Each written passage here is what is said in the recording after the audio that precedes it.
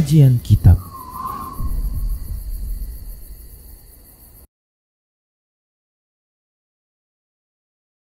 Bismillah. Assalamualaikum warahmatullahi wabarakatuh.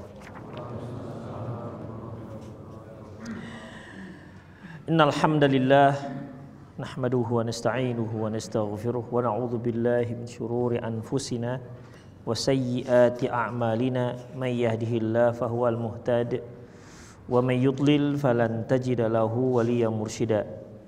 Asyhadu an la ilaha illallah wahdahu la syarika lah wa asyhadu anna Muhammadan abduhu wa rasuluh alladzi la nabiyya ba'dah. Wa qala Allah subhanahu wa ta'ala, ya ayyuhalladzina amanu taqullaha haqqa tuqatih wa la tamutunna illa wa antum muslimun. Ya ayyuhalladzina amanu taqullaha wa qulu qawlan sadida yuslih lakum a'malakum wa yaghfir lakum dhunubakum wa may yuti'illaha wa rasulahu faqad faza fawzan 'azima. Ya ayyuhan nasu taqu rabbakumul ladzi khalaqakum min nafsin wahidah wa khalaqa minha zawjaha wa batha minhuma rijalan katsiran wa nisaa'a wattaqullaha alladzi tasaaluna bihi wal arham innallaha kana 'alaikum raqiba. Amma ba'du, inastaqal hadithi kitabullah wa khairal hadi hadi Muhammad sallallahu alaihi wasallam wa syarrul umur muhdatsatuha wa kullu muhdatsatin bid'ah wa kullu bid'atin dhalalah wa kullu dhalalatin finnar. Ikhwati wa akhwat azallahu wa iyyakum. Kita di kajian lalu sudah masuk pada bab yang ke-22, yaitu Maja'a anna ba'dha hadhil ummah ya'budul awthan, tentang keterangan bahwasanya sebagian umat ini ada yang menyembah berhala. Di kajian lalu telah kita bahas hal-hal yang terkait dengan judul. Kemudian juga kita sudah masuk pada dalil yang pertama, di mana Rasulullah sallallahu alaihi wasallam menyebutkan la tattabi'anna sunana man kana qablakum hadwa qudzatin bi qudzatin hatta law dakhalu hujra dabbin la dakhaltumuh. Sungguh kalian meniru tradisi umat-umat sebelum kalian selangkah demi selangkah, sampai kalau mereka masuk ke lubang biawak maka kalian pun akan masuk ke lubang biawak.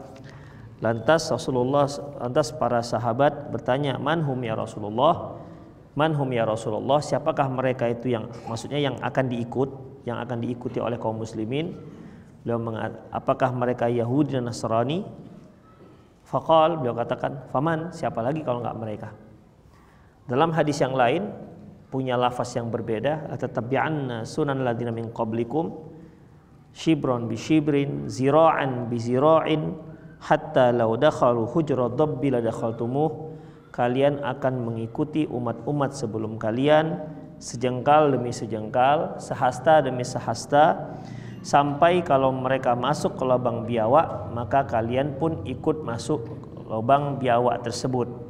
Dengan artian kaum muslimin mengikuti orang-orang yang sebelumnya, yaitu Yahudi dan Nasrani, itu tidak langsung sekaligus, tapi sedikit demi sedikit, ya, sedikit demi sedikit, tanpa terasa mereka sudah mengikuti mereka terlalu banyak. Kaum muslimin menjadi pengikut pengekor tanpa peduli lagi apakah yang mereka ikuti itu bermaslahat ataukah malah bermudarat. Hingga Rasulullah sallallahu alaihi wasallam mengumpamakan hatta law dakhalu hujra dabbi, sampai-sampai jika mereka masuk ke lubang biawak la dakhaltumuh, maka kalian pun ikut masuk ke lubang biawak tersebut. Ya, kalau kita analogikan dengan kenyataan, mana ada manusia yang masuk ke lubang biawak, kan? Kalau masuk ke lubang komodo masih mendingan karena komodo gede. Tapi kalau biawak nggak ada yang sebesar komodo. Demikian ikhwah. Makanya manusia masuk ke lubang biawak itu nggak mungkin. Dan juga belum pernah orang Yahudi dan Nasrani itu masuk ke lubang biawak. Jadi maksudnya di sini ikhwah, sangkin ngototnya, sangkin tak pedulinya kaum muslimin mengikuti mereka, maka apa yang mereka lakukan itu diikuti tanpa pikir, gitu maksudnya. Seolah-olah kalaupun mereka masuk ke lubang biawak yang jelasnya lembab, bau, sempit, berkelok-kelok, maka kaum muslimin tetap mengikuti mereka. Jelas mengikuti mereka itu akan mengalami kemudorotan dan akan susah payah. Ya, akan susah payah. Saya sering berikan contoh yang sangat mudah, ilustrasi sangat mudah, seperti ketika seorang muslimah memakai pakaian ketat, misalnya pakai celana jeans yang ketat. Padahal ketika mereka memakainya itu akan kesulitan, ikhwah. Ya. Walaupun bahan jeansnya karet, tapi tetap sulit makainya. Pasti akan ditarik, memasukkan kakinya juga sulit. Coba seandainya mereka memakai jilbab syar'i, gamis syar'i, masukkan kepalanya, masukkan tangannya dari atas, coba lepas, sudah langsung terjulur ke bawah tanpa ditarik-tarik, ya kan? Kemudian ketika mereka bergerak pun tidak perlu ada yang ditarik-tarik, sehingga tidak khawatir ada aurat yang terbuka. Tapi coba kalau dia ketat, bajunya pendek, akan ditarik-tarik. Demikian, ya. Padahal bajunya sudah ketat, pendek, ya wajar kalau kelihatan. Demikian. Tapi kalau sudah pendek kemudian ditutup-tutupi, nampak sekali susah hidupnya. Ya. Kalau dia pakai rok mini harus tutup-tutup bantal. Demikian ikhwah, kan sulit sekali hidupnya. Kenapa yang seperti itu? Islam itu memberikan kita hidup nyaman. Para akhwat diajarkan untuk menutup aurat yang syar'i. Nyaman dia dengan syar'i itu, ikhwah. Nyaman dia dengan pakaian syar'i. Mudah untuk memakainya. Itu ikhwah. Tidak perlu mikir berbagai macam model. Itu ikhwah. Dan lebih terhormat. Antumlah kaum laki-laki ketika melihat seorang wanita memakai pakaian syar'i dengan seorang wanita memakai pakaian seksi, kalau dari sisi syahwat lebih enak dipandang yang mana? Helah, nggak ngaku. Lebih enak dipandang yang mata, ngaku aja. Yang pertama, yang kedua? Yang kedua yang mana? Yang hijab apa yang seksi? Demikian. Ya namanya syahwat, laki-laki namanya. Ya, laki-laki.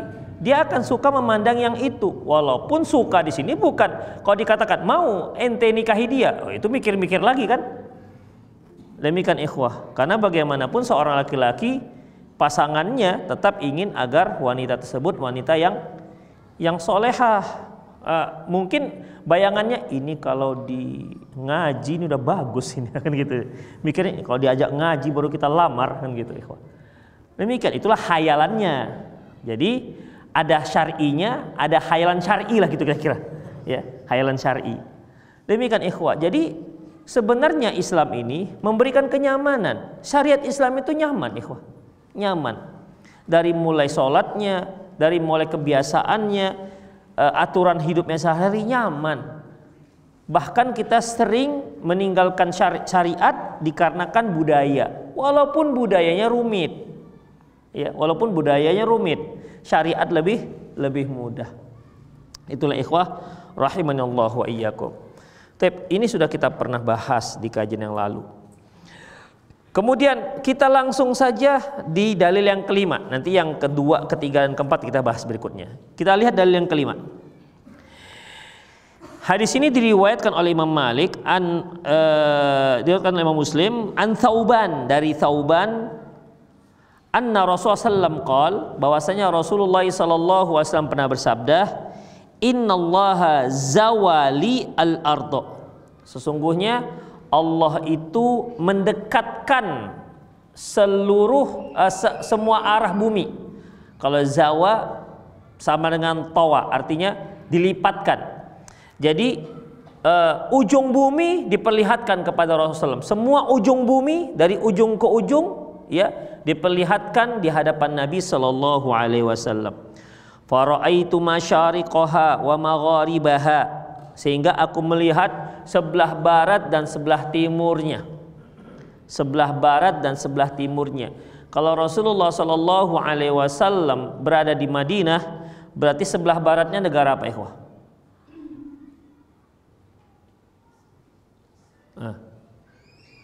Itu Iran yang pada waktu itu dikuasai oleh negara Farsi, Raja Farsi. Kalau itu sebelah timur. Kalau sebelah baratnya ya sekitar Mesir, apalagi daerah-daerah Afrika. Itu dia. Dan itu diperlihatkan kepada Nabi Shallallahu Alaihi Wasallam. Terus utara selatannya nggak diperlihatkan. Ya, ini hanyalah sebuah ungkapan yang menunjukkan bahwasanya Allah itu memperlihatkan kepada Nabi semua arah bumi ya didekatkan oleh Rasulullah SAW, oleh Allah kepada Rasulullah, sehingga beliau melihat daerah-daerah bumi yang terjauh, areal-areal tempat-tempat yang terjauh, sehingga aku melihat bahagian barat dan bahagian timur. Wa inna ummati saya bulughu mulkuha ma zuwiyali minha, dan nanti umatku akan menguasai tempat yang diperlihatkan kepadaku. Jadi kalau beliau berada di Madinah, sebelah timurnya kalau kita di peta itu Iran dan seterusnya sampai India, ya, Afghanistan, itu semua. Itu sebelah timur. Sebelah baratnya Mesir, Tunisia, dan sampai nanti Maroko, itulah dia. Dan Rasulullah katakan sesungguhnya umatku, kerajaan umatku akan menguasai itu semua yang diperlihatkan kepadaku. Nyatanya pada zaman Umar bin Khattab, diantaranya yang dikuasai kaum muslimin adalah kerajaan Romawi.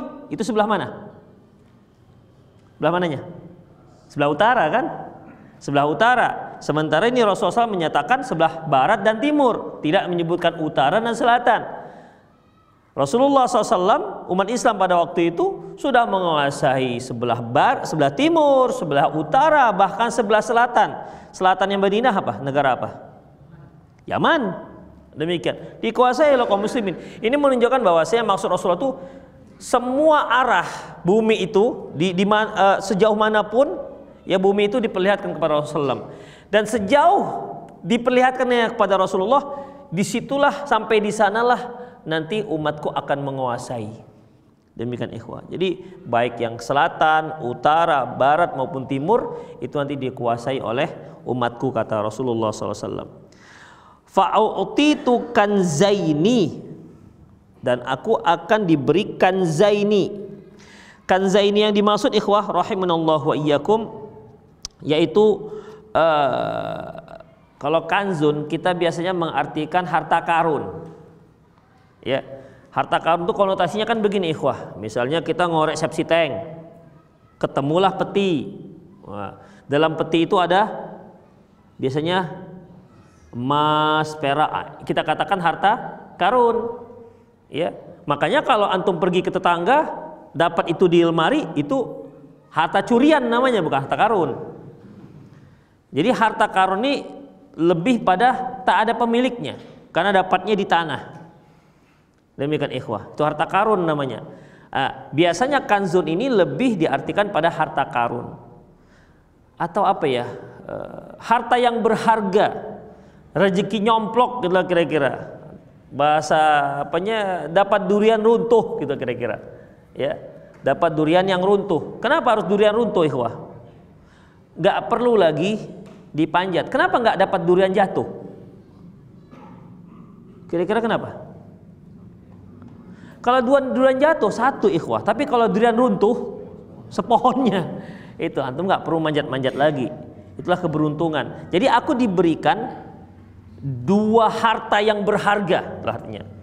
Aku diberikan dua harta yang berharga, al-ahmar wal abyad, merah dan putih. Merah, kalimat merah ini biasanya orang Arab menyebutkan untuk ungkapan emas. Ya. Adapun abyad biasanya disebutkan sebagai ungkapan perak. Demikian ikhwah, emas dan perak. Sebagian ulama mengartikan bahwasanya emas dan perak yang dimaksud adalah Farsi dan Romawi. Kenapa demikian? Karena kalau orang Romawi itu ikhwah, istana-istana mereka itu mereka lebih suka dengan menghiasinya dengan emas. Jadi kursinya kursi emas, nanti gelasnya gelas emas. Ia merupakan raja-raja itu sebagai lambang kemewahan, bejana-bejananya emas, kursinya emas, nanti tongkatnya tongkat emas. Intinya yang benda logam yang paling favorit mereka emas. Oleh karena itu ketika masuk di istana mereka umumnya warna emas. Itu ikhwah. Adapun al-abyad yang putih ini adalah kegemaran orang Farsi. Orang Farsi itu lebih senang, lebih cenderung perhiasan itu dengan perak. Makanya istana mereka itu lebih banyak dihiasi dengan perak ketimbang emas. Itu ikhwah, ya. Itu sebagian ulama yang mengartikan. Kemudian wa inni sa'altu rabbi li ummati alla yuhlikuha bisanatin bi'ammatin, dan aku berdoa kepada Allah, kepada Tuhanku, agar umatku tidak musnah gara-gara kelaparan. Tidak musnah gara-gara kelaparan. Permasalahannya ikhwah, ada nggak kaum muslimin yang mati karena kelaparan? Hah? Ada nggak? Loh? Ada? Sepengetahuan antum ada kan? Di mana? Seperti di Somali, itu kan kaum muslimin. Somali itu kan negara yang mayoritas penduduknya muslim. Intinya seperti di Somali atau mungkin di Gaza sekarang misalnya. Kelaparan gara-gara diblokade oleh Israel. Ya, oleh negara Israel. Jadi loh ada. Terus gimana ini hadis ini? Aku mohon kepada Allah Subhanahu wa taala agar jangan sampai umatku itu musnah gara-gara mati kelaparan.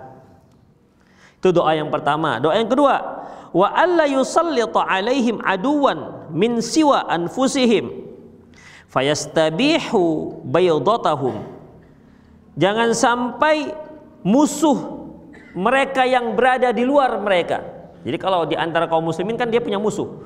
Mungkin musuhnya berasal dari sesama muslim juga, atau musuhnya berasal dari non muslim. Doa Rasulullah itu yang kedua, jangan sampai umatku dikuasai oleh kaum yang bukan, musuhnya yang bukan dari kalangan kaum muslimin sendiri, berarti dari orang kafir. Kemudian mereka merampas harta-harta mereka. Kenyataannya gimana? Nanti kita baca dulu ya, kita baca. Taib. Fayastabihu baydatahum, sehingga harta mereka pun diambil. Kalau baydah itu artinya telur, tapi maksud di sini adalah diambil, dirampaslah harta-harta mereka. Wa inna rabbi qala, sesungguhnya Tuhanku mengatakan, ya Muhammad, inni idza qadaitu qadaan fa innahu la yuraddu. Ya Muhammad, kalau aku sudah menetapkan sebuah keputusan, maka tidak akan ada yang bisa menolak. Wa inni a'taituka li ummatika alla ahlakahum bisanatin bi'ammatin, dan aku mengabulkan permintaanmu bahwasanya umatmu tidak akan mati kelaparan gara-gara, umatmu nggak akan mati gara-gara kelaparan. Ini doa yang pertama yang dikabulkan oleh Allah Subhanahu wa taala. Kenyataannya ada nggak? Jadi gimana ini hadis? Apakah hadis akan bertentangan dengan kenyataan? Rasulullah yang mengatakan, doaku pun yang pertama itu dikabulkan oleh Allah, bahwasanya umatku nggak akan mati, nggak akan musnah mati kelaparan, nggak akan mati kelaparan. Ikhwah, para ulama memberikan penjelasan dalam masalah ini. Maksudnya umat Islam nggak akan punah karena mati kelaparan. Artinya apa? Kalau sebagian tempat ada kemiskinan, mereka akhirnya mati kelaparan, ya itu suatu hal yang terjadi. Tapi kalau musnah gara-gara mati kelaparan, itu tidak ada. Ya, buktinya antum masih duduk di sini dan antum termasuk salah satu daripada unsur kaum muslimin. Buktinya kan nggak punah. Antum yang kira-kira usianya sudah mulai mendekat ajal, sudah ada malah generasi penerusnya. Berarti kan nggak punah. Jadi para ulama mengartikan ini ikhwah, dikabulkannya doa beliau maksudnya tidak akan punah, musnah gara-gara mati kelaparan. Tapi kalau ada yang kelaparan meninggal, itu satu hal yang tidak bertentangan dengan hadis ini. Bisa difahami ikhwah saya? Yang kedua, wa alla usallita alaihim aduan min siwa anfusihim fayastabihu baydatahum. Dan Tuhanku mengatakan juga, memang kalian tidak akan bisa dikuasai oleh musuh selain kalian, artinya musuh yang bukan muslim, sehingga mereka merampasi harta mereka. Kenyataannya gimana? Ada nggak kaum muslimin dijajah oleh orang kafir kemudian diambil harta mereka, dibunuhin mereka, dibantai mereka? Ada nggak? Ada. Dan itu terjadi. Dan sampai sekarang masih terjadi. Dan itu akan terjadi. Sepanjang sejarah banyak kaum muslimin yang dibantai. Bukan dibantai oleh orang Islam sendiri, tapi dibantai oleh orang yang non muslim. Demikian ikhwah, sejarahnya terlalu banyak. Dan memang sejarah pembantaian kaum muslimin hanya terjadi ketika kaum muslimin menjadi minoritas. Itu ikhwah. Dan sepengetahuan saya belum ada sejarah kaum muslimin membantai yang non muslim. Antum ada baca? Di saat kaum muslimin jaya, kuat, kemudian dia bantai yang bukan muslim. Ada? Pernah baca? Sampai sekarang saya belum pernah baca ikhwah. Belum pernah baca. Tetapi yang kaum muslimin ini bantai, waduh, sampai sekarang juga masih ada, apalagi dulu. Demikian pembantaian di Andalus, Spanyol. Kaum muslimin sempat berjaya menguasai 600 tahun. 6 abad ikhwah. Sehingga menjadi pusat kejayaan kaum muslimin di Spanyol pada waktu itu. Akhirnya mereka dikalahkan oleh orang Nasrani. Dan akhirnya apa ikhwah? Terjadilah genosida pada waktu itu. Kaum muslimin diusir.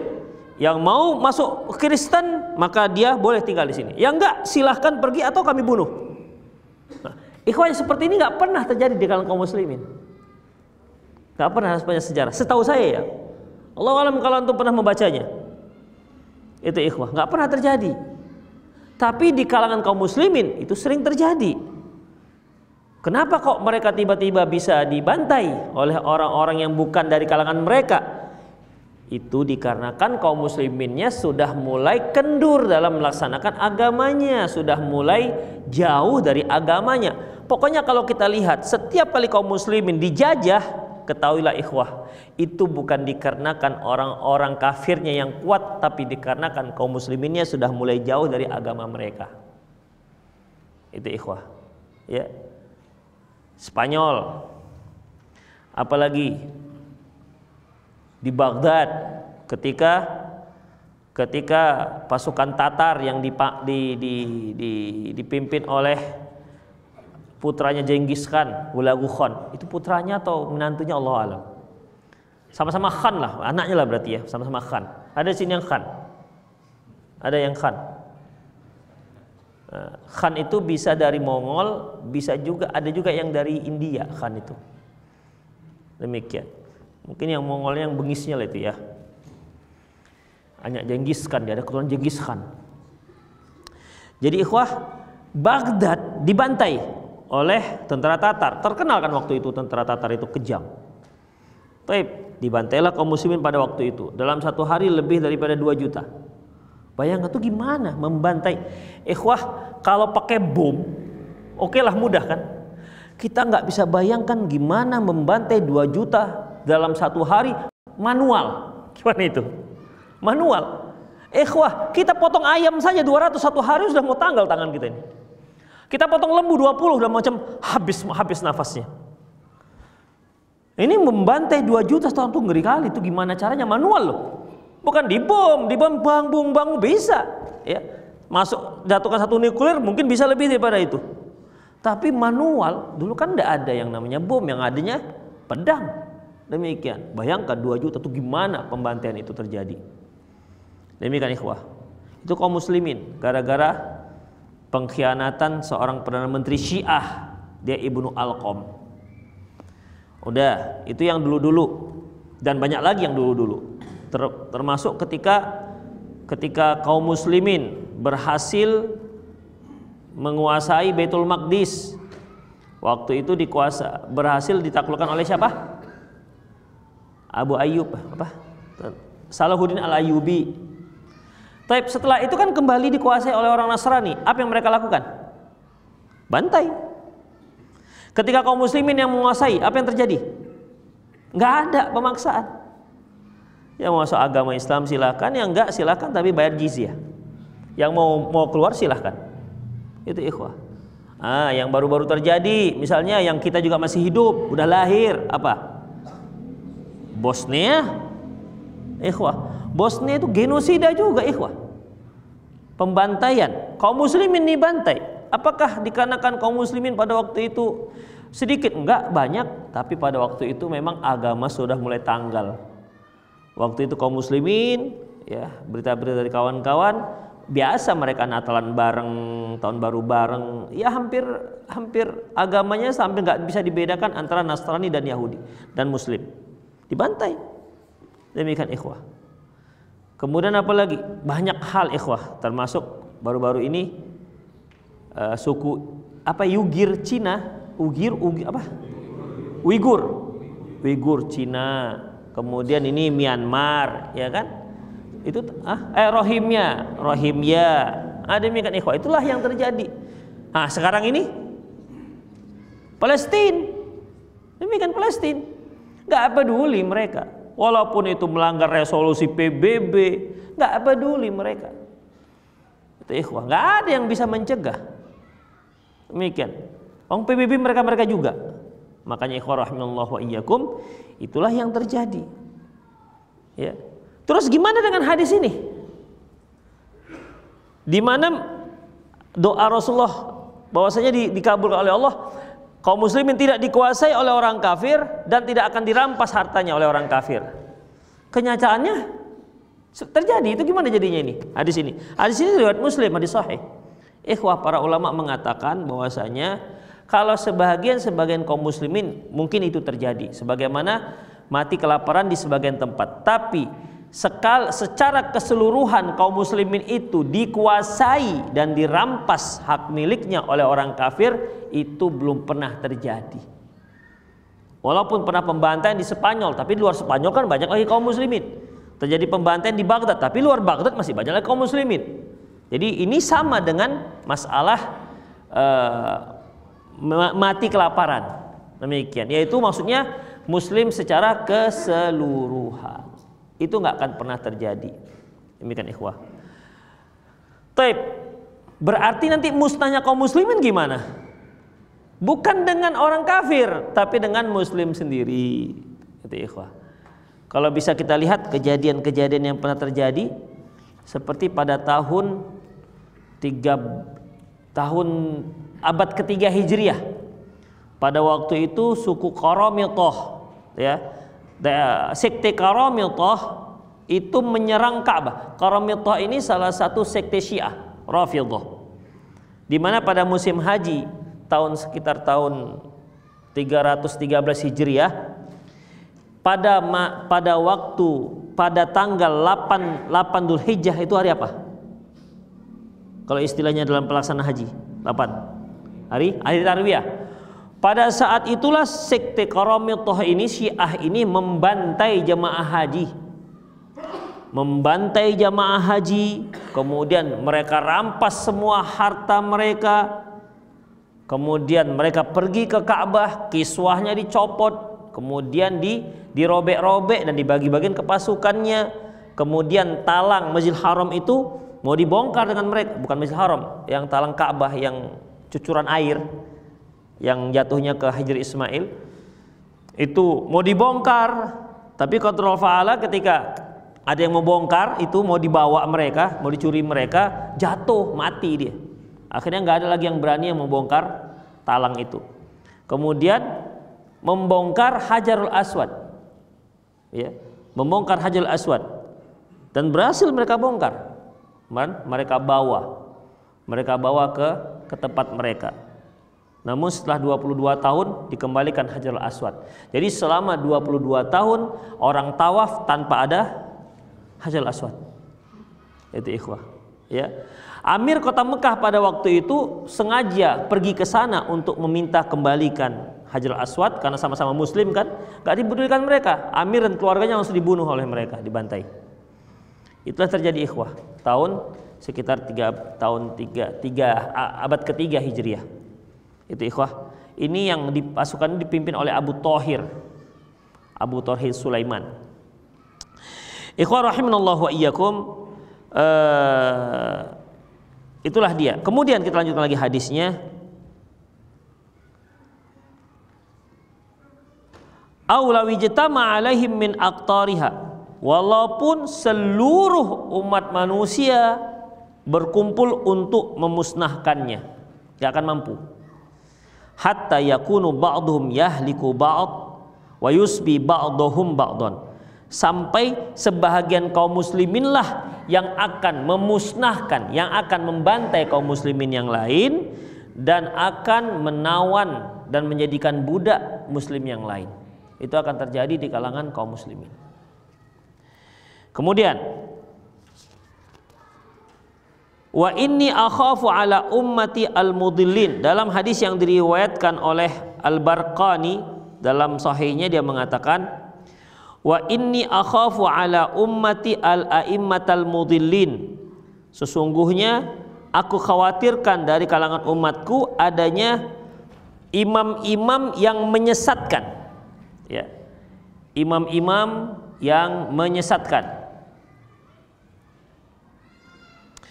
Wa idza waqa'a alaihimus saif, apabila sempat terjadi peperangan, pembunuhan di antara mereka, lam yurfa ila yaumil qiyamah, tidak akan terangkat peperangan itu sampai hari kiamat. Para ulama menyebutkan sejak terbunuhnya Utsman bin Affan, maka sejak saat itu kaum muslimin selalu terjadi perang saudara di antara kaum muslimin.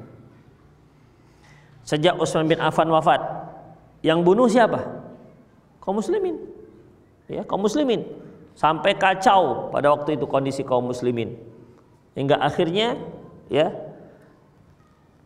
terjadilah vacuum of power, tidak ada penguasa, dan orang-orang pun meminta Ali bin Abi Thalib untuk menjadi khalifah yang keempat. Pada waktu itu Ali bin Abi Thalib nggak mau karena masalahnya terlalu rumit yang terjadi, konflik, chaos pada waktu itu Madinah. Karena menimbang maslahat dan mudarat, akhirnya Ali bin Abi Thalib menerima. Ya, Ali bin Abi Thalib akhirnya menerima. Diangkatlah beliau, dibaiat untuk menjadi khalifah. Namun tidak diakui oleh Muawiyah bin Abi Sufyan radhiyallahu anhu. Ya, beliau berada di Kufah. Kenapa demikian? Beliau menuntut kepada Ali bin Abi Thalib supaya mengkisos semua orang-orang yang terlibat dalam pembunuhan Utsman bin Affan. Tapi Ali bin Abi Thalib tidak bisa menerima kalau itu dilakukan secepat itu. Kenapa? Karena banyak orang-orang yang terlibat dalam pembunuhan Utsman bin Affan, ya, yang terlibat pada waktu itu. Kudeta lah kita katakan, ya. Kudeta pada waktu itu mereka masih ada di Madinah. Karena bukan 1-2 orang ikhwan yang terlibat. Ya, ini sekelompok orang yang cukup banyak. Memang sengaja diprovokasi, maka turunlah dari Mesir, dari mana-mana turun. Dengan dengan membawa emosi tak percaya, protes besar terhadap Utsman bin Affan. Di antara yang mereka proses adalah politik dinasti. Nah, itu isu ikhwah. Jadi politik dinasti itu sudah diisukan pada waktu itu Utsman bin Affan. Kalau pada zaman lengsernya Pak Harto reformasi, zaman reformasi lebih masyhur dengan KKN, ya kan? KKN, korupsi, kolusi, nepotisme. Kalau yang ini pemilih apa? Nepotisme. Nah, itu ikhwah. Kalau sekarang lebih dimasyhurkan dengan politik dinasti. Itulah yang dituduhkan kepada Utsman bin Affan. Sehingga ya namanya masyarakat ikhwah dari dulu sampai sekarang kan mudah terprovokasi. Ya, asalkan kepentingan dia terganggu, ya sudah, makan mudah terprovokasi. Akhirnya turunlah dari Mesir, yang dari Irak, turun semua menuju ke kota Madinah. Berkumpul mereka.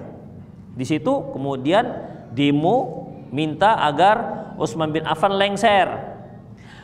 Terus mana sahabat-sahabat di Madinah pada waktu itu? Kenapa nggak ada yang membela Utsman bin Affan? Ikhwah, semua para sahabat, terutama sahabat-sahabat kaula mudanya, Husain, Hasan, dan yang lainnya itu sudah standby untuk membela Utsman bin Affan, mengelilingi rumah Utsman bin Affan membela, dan nggak berani mereka menyerang. Kenapa? Yang mereka lawan adalah para sahabat, ketahuan sesatnya. Tapi kata Utsman bin Affan, punya keputusan, kalian pulang semua, pulang, biar saya saja yang menghadapi. Demikian. Ini perintah Utsman bin Affan. Jadi bukan berarti para sahabat kok nggak membela, khalifah masa nggak membela? Mana pos pampresnya pada waktu itu, kan gitu kan? Masa nggak dijaga? Dijaga. Tapi Utsman bin Affan menyuruh para sahabat-sahabat muda-muda ini dan sahabat-sahabat yang lain suruh pulang. Udah, biar saya menghadapi sendiri. Demikian ikhwah rahimanallahu wa iyyakum. Akhirnya setelah mereka pergi, mereka leluasa. Terbunuhlah Utsman bin Affan pada waktu itu sedang membaca Al-Qur'an. Demikian ikhwah. Dan terbuktilah ucapan Rasulullah sallallahu alaihi wasallam ketika beliau, Umar bin Khattab dan Utsman, Abu Bakar Siddiq, Umar dan Utsman berada di Gunung Uhud. Pada waktu itu bergetar Uhud. Lantas Rasulullah menghentakkan kakinya. Tenang ya Uhud, tenang kamu. Fa inna alaika nabiyyun as-siddiq wa syahidan. Tenang kamu ya Uhud, sungguhnya di atasmu ada seorang nabi, seorang siddiq itu Abu Bakar, dan 2 orang yang mati syahid. Itulah ikhwah rahimanallahu wa iyyakum. Makanya Ali bin Abi Thalib menolak permintaan Muayyah bin Abi Sufyan, karena nanti kalau itu dikisos itu chaos, lebih parah. Maksudnya tunggu dulu. Nah, inilah salah satu penyebab terjadinya perang. Ya, setelah diprovokasi perang seperti perang antara pasukan Ali dan Muawiyah radhiyallahu anhuma, perang apa namanya? Perang Siffin. Itu juga awal permasalahan terjadi perang Jamal antara pasukan Ali bin Abi Thalib dengan pasukan yang dipimpin oleh Aisyah radhiyallahu anha, yang pada awalnya tidak ada niat untuk perang, tapi ketika ada di kalangan masing-masing pasukan ini provokatornya, akhirnya terjadilah peperangan yang sangat tidak diinginkan. Dan pada 2 peperangan ini banyak terbunuh para sahabat. Dan terjadi peperangan terus ya sampai saat ini, di mana sebagian kaum muslimin memerangi sebagian yang lain atas nama kebenaran, atas nama perubahan, atas nama reformasi, atas nama melawan kezoliman, ya, sama kezoliman dan seterusnya. Nah, ketika terjadinya pemberontakan di Mesir baru-baru ini, orang sebut nama Rabiul Arab. Rabiul Arab itu artinya kebangkitan Arab. Jadi demo-demo yang terjadi di negara Arab itu dia katakan kebangkitan Arab. Mesir, Tunisia, apalagi Libya, sampai sekarang masih perang ikhwah. Dengan siapa? Dengan orang kafir? Enggak, dengan kaum muslimin. Ya, antar sama mereka perang saudara. Sampai sekarang di Suriah itu kan disebut juga Rabiul Arab, kebangkitan orang Arab. Sampai sekarang kan nggak selesai Suriah. Cuman nggak sampai aja kepada kita beritanya. Kalau dulu kan banyak provokatornya. Sampai sekarang nggak selesai ikhwah. Negeri yang disebut dengan 1001 nabi udah luluh lantah. Sampai sekarang nggak ada hasil. Mereka yang ingin memberontak Bashar Assad yang dikatakan Syiah, kemudian ingin lengser, ingin digantikan, udah terjadi. Belum dapat kan? 1 orang, tapi akhirnya mengorbankan jutaan kaum muslimin ikhwah gara-gara pertempuran. Itu ikhwah. Siapa yang bertanggung jawab itu ikhwah? Yang bertanggung jawab siapa saja yang memuftikan, menfatwakan bahwasanya peperangan di situ adalah jihad. Dia mempertanggungjawabkan semua kaum muslimin yang tewas pada saat itu. Demikian ikhwah rahimanallahu wa iyyakum. Itulah dia. Ya. Dan ini akhafu ala ummati al-a'immatal mudillin. Aku khawatir dari umatku, yaitu imam-imam pemimpin yang menyesatkan. Wa idza waqa'a alaihimus sayf lam yurfa ila yaumil qiyamah. Kalau sudah terjadi pertempuran itu, maka sampai kapanpun tidak akan selesai. Sampai hari kiamat nanti akan ada saja perang saudara antara kaum muslimin. Wala taqumus sa'atu hatta yalhaqu hayyun min ummatil bil musyrikin. Dan tidak akan terjadi hari kiamat sampai ada satu kaum dari umatku mereka akan bergabung dengan orang-orang musyrik. Wa hatta ta'budu fi amun min ummatil authan. Sampai umatku nanti ada yang akan menyembah berhala. Bayangkan, dia kaum muslimin bersyahadat tapi dia menyembah berhala sebagaimana yang dilakukan oleh orang-orang musyrik pada waktu itu. Bayangkan sampai seperti itu. Terus gimana jadi dakwah Rasulullah yang mengajak orang-orang untuk bertauhid? Demikian. Kalau toh yang dilakukan dia muslim tapi musyrik gitu gimana? Dia muslim tapi dia musyrik. Dia muslim tapi menyembah berhala. Hanya mungkin berhalanya tidak sama lah seperti berhala dulu, tapi tetap jadi berhala. Kan kemarin ada kita bahas masalah ada authan, ada asnam. Kalau authan itu berhala bentuk patung yang disembah. Tapi kalau asnam berhala yang disembah selain bentuk patung, mungkin bentuk kuburan, mungkin bentuk manusia, atau mungkin bentuk hewan. Semua itu dikatakan asnam.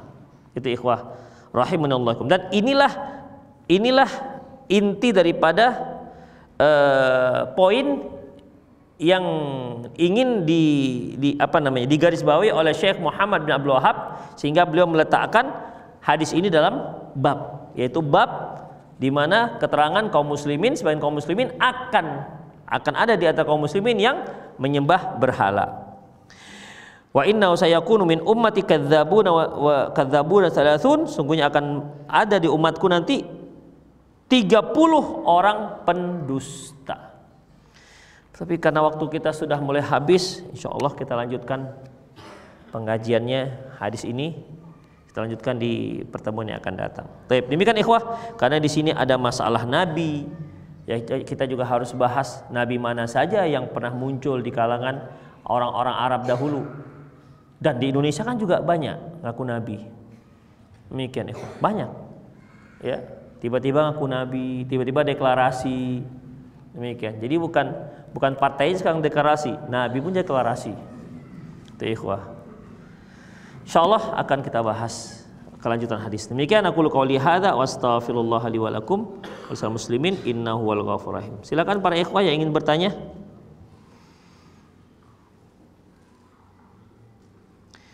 Ustadz, apakah anak perempuan wajib dikhitan juga sebagaimana laki-laki?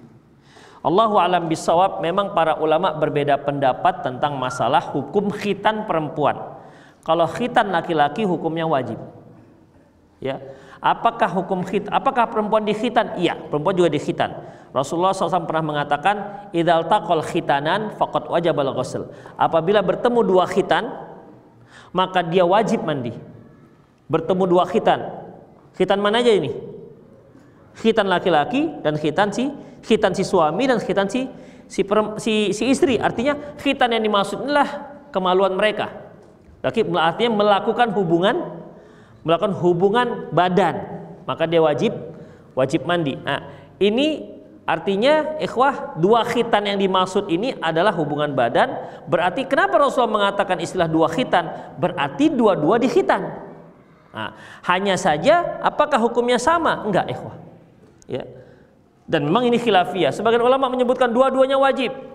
Sebagian lagi enggak, ya, dan saya cenderung pada pendapat yang ini, yang laki-laki wajib, tapi kalau perempuan itu hukumnya mustahab. Ya, hukumnya mustahab. Demikian ikhwah. Dulu nanti enggak lengkap kisahnya. Kita lewat aja ya, kita skip kisahnya. Kisah ketika duel antara pasukan kaum muslimin pada waktu perang Uhud, perang Badar atau perang Uhud, di mana kalau duel itu kan masing-masing ngejek, melemahkan yang lain. Ya, yang namanya perang itu melemahkan yang lain dengan cara memberikan julukan-julukan. Salah satu daripada si musuh yang duel, saya lupa namanya, dikatakan, wahai anak si tukang potong budur. Tukang potong budur, tukang khitan. Yang mamakmu tukang khitan, gitulah kira-kira. Artinya di bangsa Arab itu sudah masyhur yang namanya khitan. Jadi orang Arab walaupun mereka bukan Islam itu sudah masyhur mereka itu khitan. Demikian. Makanya Heraklius, ikhwah, ketika dia kan ahli nujum. Ahli nujum yang maksud dia lihat-lihat pergerakan bintang dan akhirnya dihubungkan dengan kejadian yang ada di bumi. Nah, ini kan nggak dibolehkan. Ini termasuk cara-cara sihir. Dia katakan dia bahwasanya telah muncul nabi terakhir tapi di kalangan orang-orang yang berkhitan. Dan dia konsultasi, dia share apanya ini hasil penelitiannya dengan kawan-kawannya ahli nujum juga dan mereka juga sama. Setelah mereka teliti siapa ini umat yang bangsa yang berkhitan, dia adalah orang Arab. Jadi orang Arab dahulu mengkhitan anaknya baik laki-laki maupun perempuan. Itu ikhwah. Jadi bagaimana untuk para wanita disunnahkan untuk dikhitan, ya, disunnahkan untuk dikhitan. Dan khitan perempuan itu tidak boleh habis, ya. Sebagaimana Rasulullah memerintahkan seorang sahabiah supaya berkhitan tapi ambillah sedikit, bukan dihabiskan. Demikian. Apalagi kalau khitan laki-laki, jangan dihabiskan semua. Dia kulitnya aja, bukan dari pangkal ya. Hilanglah masa depannya. Kalau dipangkas dari pangkalnya, demikian ikhwah. Itulah masalah khitan, Allahu a'lam bissawab. Ada yang mau nanya langsung silakan ikhwah. Ya.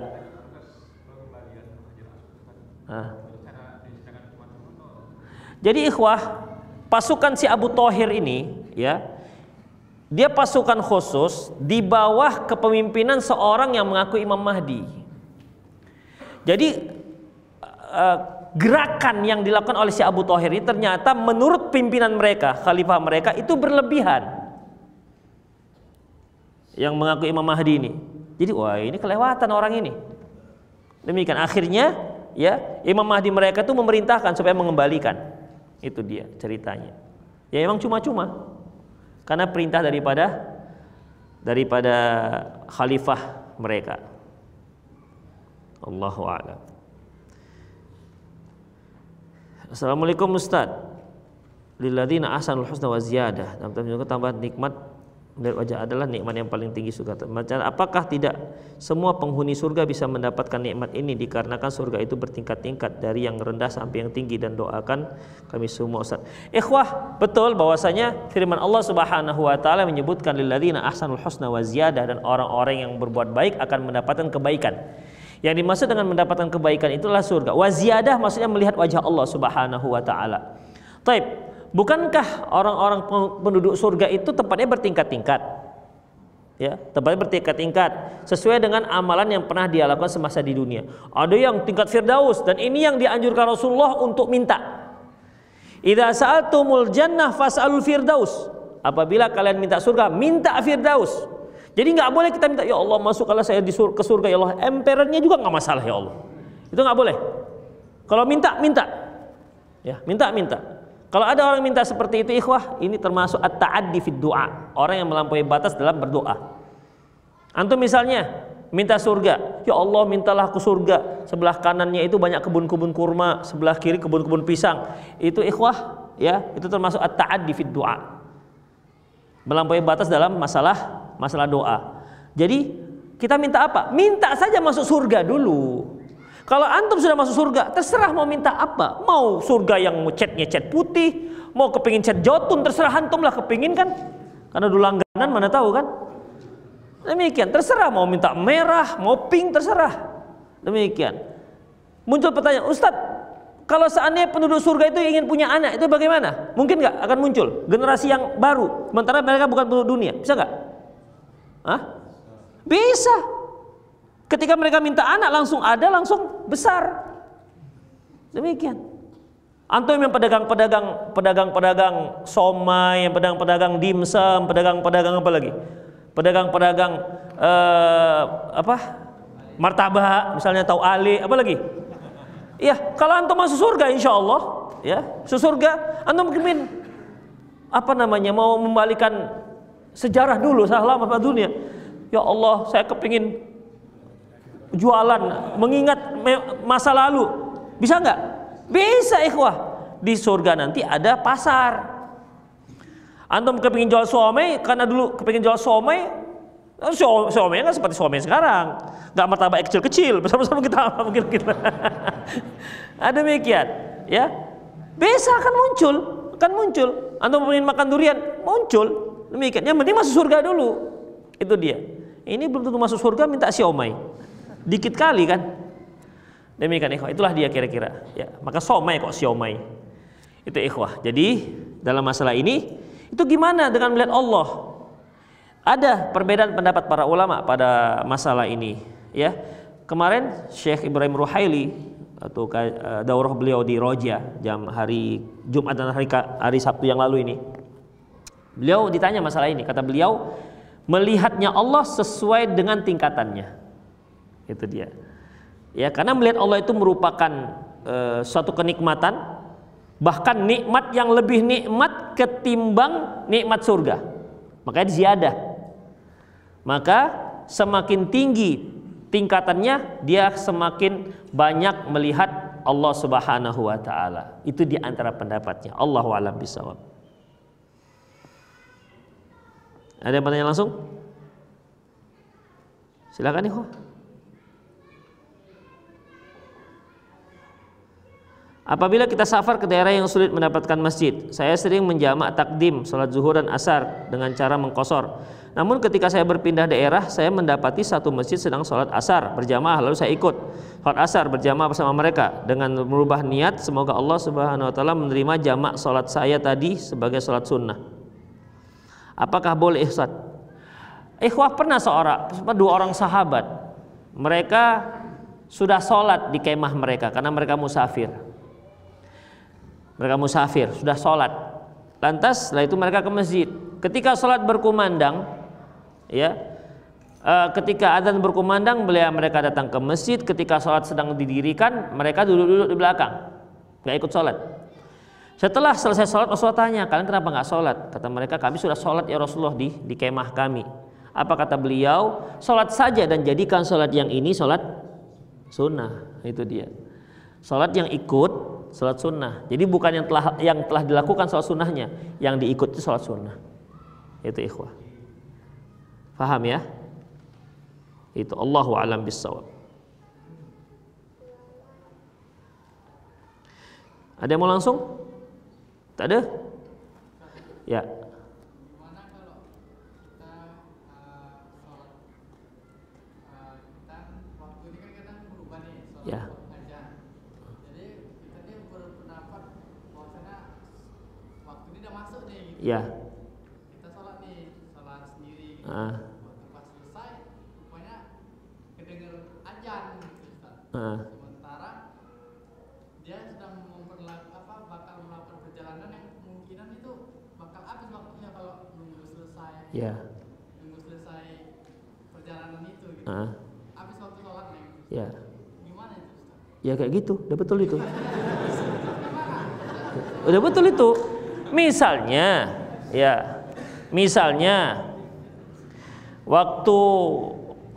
waktu zuhur misalnya jam berapa sekarang? 12.40 ya. 12.40 itu adzannya. Udah. Antum mau pergi ke Jakarta, boarding pass, tahu boarding pass kan? Tiket. Nah, awak bukan menyepelekan, supaya mensarah supaya paham. Jadi tiket pesawat adalah tiket pesawat itu menunjukkan boarding passnya itu. Boarding pass itu artinya masuk pesawat, ya. Jadwal masuk pesawatnya atau disebut boarding passnya itu jam 12.50 misalnya, ya, jam 12.50. Udah. Kalau dia tunggu jamaah kan ada iqamah lagi. Apalagi dia nunggu jamaah iqamah yang Abu Bakar, lebih terlambat lagi dia. Ini kan bisa nih. Dia akan terlambat. Bisa nggak dia begitu adzan langsung sholat? Kemudian bisa, boleh, nggak apa-apa ikhwah. Ya, nggak apa-apa. Karena ada uzur, dibolehkan. Daripada dia nunggu, kapan lah qomat bapak ini lama. Pak, qomat lah pak, sedikit lagi katanya, sedikit lagi. Masih ada yang sholat itu. Begitu ini selesai satu rakaat, masuk satu lagi. Jadi yang ini selesai, yang satu lagi masih ada satu rakaat. Begitu ini selesai satu rakaat, masuk lagi sebelah sana. Terlambat. Jadi tinggal satu. Akhirnya sholatlah dia, boleh, nggak apa-apa. Yang penting dia waktu dia sholat sudah masuk waktu sholat. Belum masuk sholat. Jadi dia sholatnya jam 12 begitu.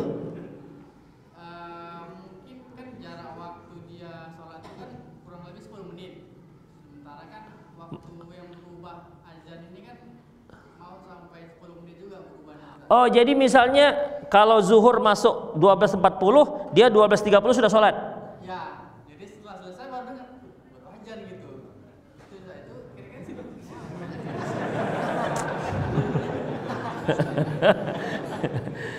Kalau sholat belum pada waktunya, ya, antum khawatir terlambat, antum jamak takhir aja. Jangan sholat sebelum waktu. Kalau sebelum waktu nggak sah sholatnya. Kalau itu dia lakukan, bagaimana? Taunya, saya kira boleh untuk agar tidak dikatakan nggak sholat, gitu, nggak boleh. Seminggu kemudian baru tahu itu nggak boleh. Gimana? Dia qadha. Sholat yang tadinya dia lakukan sebelum adzan dia qadha, karena dia nggak tahu. Ada seorang bertanya, Ustadz, saya pernah, jadi pengajian saya itu kalau kita pergi dari rumah maka boleh mengkosor. Jadi misal rumah di Mencirim, udah sampai Medan mengkosor dia selalu. Mencirim dia pergi dia ke Medan kosor, pergi dia ke Belawan di kosornya. Pergi ke mana? Marelan di kosornya, Sukarami di kosornya, dianggap musafir dia. Jadi itulah yang dia pahami, yang mereka pahami dalam pengajian dia. Demikian. Jadi bagaimana? Itu kan nggak boleh. Itu nggak boleh. Jadi bagaimana? Apa yang dia lakukan? Yang tadi, dia menjamak maghrib kalau kita menjamak qasar maghrib dengan isya. Berapa yang kita lakukan? Berapa rakaat maghrib? 3 dengan dia maghribnya dipotong dengan dia 1. Jadi maghribnya 2, isyanya 2. Jadi selama ini begitulah dia lakukan. Pertanyaannya, bagaimana hukum sholat maghribnya itu? Apakah biar saja karena nggak tahu, ataukah diqadha? Nah, itu kemarin saya tanyakan kepada Syekh Ibrahim Ruhaili, kata beliau diulang. Diqadha, dia ingat-ingat yang mana berapa kali diqadha. Kenapa? Nggak sah. Itu dia, nggak sah. Sama tadi itu qadha ya. Karena belum masuk waktu. Ada lagi yang lain? Ya. Masalah apa? Kiblat. Ya.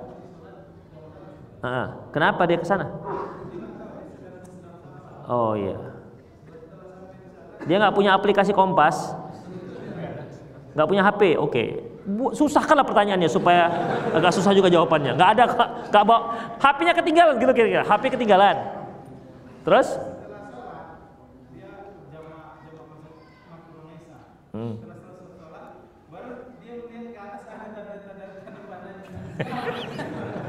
Iya.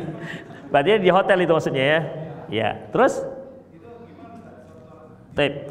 Ikhwah, ketika kita berada di satu tempat dan kita tidak tahu kemana arah kiblat, yang pertama yang kita lakukan berusaha untuk tahu. Udah, berusaha untuk tahu. Kita di hotel, tanya resepsionis, Ustadz, tapi kami nginapnya di Samosir. Berarti nggak ada yang tahu kiblat. Pang, kiblat mah, apa itu kiblat katanya. Nggak tahu apa itu kiblat. Dia nggak tahu. Jadi bagaimana? Ya antum tengok-tengok dulu kemana arah, keluarlah kemana arah ini, arah matahari. Oh, udah Ustadz. Tapi ketika saya masuk kamar, nggak tahu saya ini kamar saya arahnya kemana. Oke, agak sulit memang pertanyaan jadinya kan. Dibuatlah sulit begitu.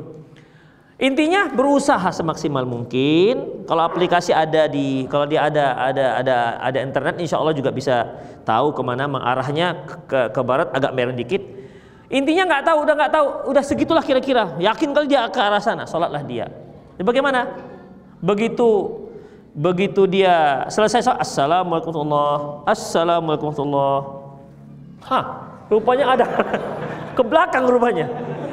Bagaimana? Sah sholatnya. Dan ini pernah terjadi pada zaman sahabat. Jadi ketika Rasulullah SAW dan para sahabat, ikhwah, di perjalanan pada waktu subuh ternyata pada itu mendung, tidak bisa melihat langit, karena kan kalau dahulu dengan kalau langit cerah bisa melihat arah dari langit, dari bintang-bintang, arah bisa ketahui jalannya. Makanya Allah katakan was-sama'i wat-thariq, ya, was-sama'i wat-thariq, langit dan wat-thariq, yaitu demi jalan-jalan yang di langit itu. Jadi dari situ orang bisa mengetahui arahnya. Tapi ini mendung, nggak ketahuan. Maka para sahabat masing-masing sholat sesuai dengan ijtihadnya masing-masing, karena nggak tahu ke arahnya mana. Dan ada di antara para sahabat itu yang menggaris di garisnya tempat dia sholat supaya tahu kemana tadi kiblatnya. Setelah matahari terbit atau sudah hari terang, barulah tahu mereka ternyata ke sana arahnya. Mereka masing-masing melihat tadi mereka sholat arahnya kemana. Jadi ada yang ke kanan, yang ke kiri, tidak sesuai dengan arah kiblat. Peristiwa mereka ini ditanyakan kepada Rasulullah SAW. Rasulullah katakan sholatnya sah, ya, sholatnya sah. Yang nggak sah itu sudah jelas kiblat ke sana. Dia katakan bosan saya ke sana, sekali ke sana lah, biar ada kreasi baru supaya nggak bosan-bosan kali. Nggak sah. Kenapa? Sengaja tidak menghadap kiblat. Demikian. Allahu a'lam bishawab. Yang lain? Ya. Bagaimana dengan kondisi ketika kita sholat masbuk dan masih ada satu rakaat terakhir itu, terus ada yang bermakmum, Ustaz? Apakah Kita sholat malam, ya, masbuk. Nah. ketinggalan gitu kan? Terus pada saat rakaat terakhir, kadang kan jamaah ini ada yang suka-suka juga, Ustaz. Itu masuk main tempel lagi. Oh, sholat estafet. Nah, apakah kita boleh terima makmum dia atau kita Ya nggak boleh, estafet nggak boleh. Yang ada itu jamaah kedua setelah selesai jamaah yang pertama. Walaupun ini ada khilafiyah dengan para ulama, ya, kalaupun boleh apa syarat-syaratnya, masih ada yang membolehkan. Karena pernah ada ketika seorang sahabat masuk ke masjid, sholat jamaah sudah selesai. Rasulullah katakan, may yatasaddaq lahu, siapa yang mau bersedekah untuk orang ini. Artinya ada satu orang berjamaah dengan dia sehingga agar dia mendapatkan pahala berjamaah. Tapi kalau yang estafet itu Allahu a'lam bishawab, sampai sekarang saya nggak tahu dalilnya. Ya ini tok gitu kan, 1 rakaat. Ini kan 3 rakaat. Datang lagi yang lain, tok lagi gitu kan. Sok belakang. Ini udah selesai, tok lagi, tok tok tok begitu. Makanya estafet. Yang estafet seperti ini Allahu a'lam, saya belum tahu kebolehannya. Ya. Harus ada dalil dulu baru boleh kita melaksanakannya. Terus gimana Ustaz? Dia tepuk pundak kita. Ya cuek aja antum. Gak usah. Gak usah. Cuek aja. Cuek aja. Ya. Kalau antum jangan gak usah menunjuk Allahu Akbar, diam aja. Dia ngikuti juga Ustaz. Pas sujud diam-diam. Nah, gitu kan. Tiba-tiba antum berdiri masih sujud. Ini kok gak ada takbir-takbirnya gitu. Rupanya kita sudah berdiri, jadi nggak usah kasih komando, demikian. Dan dia akan tahu bahwasanya dia nggak mau dikomandoi. Demikianlah ikhwah, sudah 9:30 lewat. Tip, saya baca dulu ya dari sini, dari WhatsApp.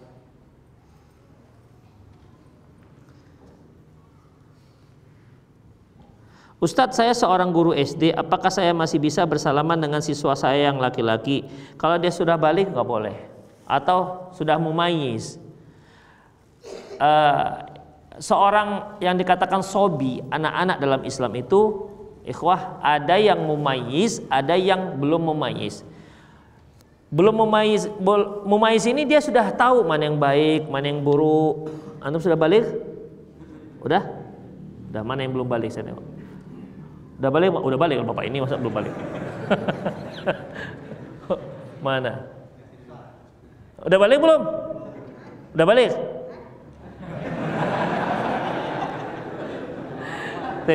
Ada yang sudah balik dan dia sudah tahu gimana cara sholat yang bagus, ya.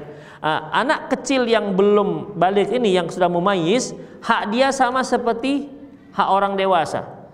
Bahkan dia juga berhak untuk diangkat menjadi imam kalau memang bacanya lebih bagus dibandingkan orang-orang dewasa yang lainnya. Nah, anak yang seperti ini ikhwah, tidak boleh lagi salam. Kenapa? Dia sudah mumayyiz. Apalagi kalau dia sudah balik. Ini mungkin anak-anak kelas 5, kelas 6 mungkin sudah balik, atau kelas 6 lah ya. kelas 6. Nah, itu sudah memayis, sudah tahu dia mana guru cantik, mana guru jelek, tahu dia, mana yang guru glowing. Udah mulai ikut bapaknya lah dia. Nah, demikian. Ya, dia sudah bisa membeda-bedakan mana yang cantik, mana yang enggak. Kan anak-anak yang belum memayis ini, wah, adapun ibu-ibu cantik, akhwat cantik misalnya dekat dia kan cuek aja. Ya. Tapi kalau yang memayis dia akan pastikan. Pokoknya persis macam bapaknya lah. Nah, itulah. Lebih kurang begitulah ikhwah, ya. Walaupun dia belum baligh, maka dia seperti memayis, maka tidak boleh salaman. Ya. Loh, memang kalau dia masih anak-anak boleh kita pegang. Ikhwah, Rasulullah SAW pernah ketika beliau sedang ada hidangan, tiba-tiba ada seorang jariyah, anak kecil, perempuan, ka'annaha tudfa, seolah dia didorong dari belakang untuk mengambil makanan. Atas dipegang oleh Rasulullah tangannya, ya, dipegang. Kemudian kata Rasulullah, sesungguhnya tangan yang kupegang di situ ada tangannya setan. Setan ingin makan melalui anak ini karena anak ini tidak mengucapkan Bismillah. Demikian ikhwah. Itulah memegang anak. Jadi kalau anak itu masih kecil gitu kan, boleh kita salaman, kita cium, ya. Tapi jangan niatnya mumpung belum besar, gitu. Taib, itulah ikhwah rahimanallah wa iyyakum, semoga bermanfaat. Aqulu qouli hadza wa astaghfirullah li wa lakum wa lisal muslimin innahu wal ghafurur rahim. Subhanakallahumma bihamdik asyhadu an la ilaha illa anta astaghfiruka wa atubu ilaik wa akhiru da'wana alhamdulillahirabbil alamin. Assalamualaikum warahmatullahi wabarakatuh.